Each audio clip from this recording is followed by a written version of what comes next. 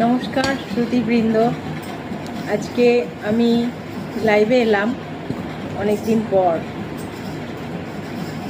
শ্রী শ্রী আনন্দমূর্তিজির চরণ কমলে শতকোটি প্রণাম জানিয়ে শুরু করছি আজকের লাইভ অনুষ্ঠান সাধ্যায়।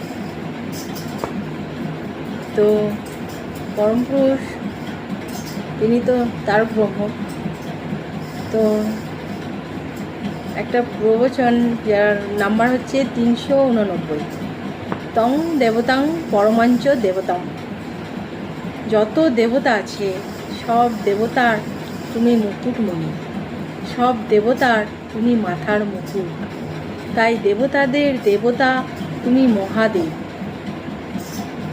তমেশ্বরানাং পরমং চ মহেশ্বর। হে পরমপুরুষ, তুমি এই যত ঈশ্বর আছে সব ঈশ্বরের উপরকার ঈশ্বর। হে পরমপুরুষ, তাই তোমার নাম মহেশ্বর।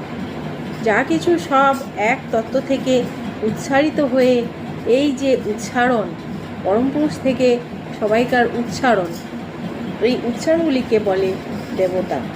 অর্থাৎ বিভিন্ন ধরনের তরঙ্গ একই সূত্র থেকে বেরিয়ে আসছে। এই তরঙ্গগুলি দেবতা, দৈত্যতে ক্রিয়তে, অর্থাৎ যারা এই সত্তা থেকে দৈত্যমান হয়ে বেরিয়ে আসছে তারাই দেবতা।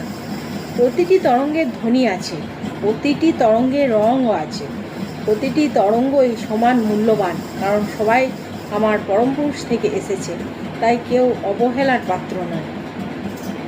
এই যে দেবতাসমূহ, এই যে ব্যক্তিকৃত জগৎ, এই দেবতাদের তিনি নিয়ন্ত্রক, তাই তার থেকে বেরিয়ে আসছে সবাই। এই মূল সত্য, এই সুপ্রিম ফ্যাক্ট, এটাকে আমাদের সবসময় মনে রাখতে হবে।